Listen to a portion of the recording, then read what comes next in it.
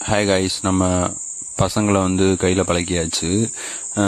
Australian கூட நான் வாங்கி 3 வீக்ஸ் ஆச்சு. சரி, நம்மளை தெரியும், நல்லா பழகிட்டேன்னு வச்சுங்க. ஆனால் இவன் வாங்கி 2 நாள் தான் ஆகுது. அதுக்குள்ளேயும் பொட்டுக்கலையை போட்டோன்னு கையில் சாப்பிட ஆரம்பிச்சிட்டேன். ஏற்கனவே வளர்த்தேன் பொட்டுக்கலையை போட்டு பழகிருப்பான்னு நினைக்கிறேன். ரொம்ப ரொம்ப அமைதியாக இருக்கேன். நெக்ஸ்ட் விஷயம் என்ன அப்படின்னா, எல்லாருக்குமே பிடிச்சிருச்சு இவனை. ஸோ எப்படியோ கையில் பழகினதே பெரிய விஷயந்தான்.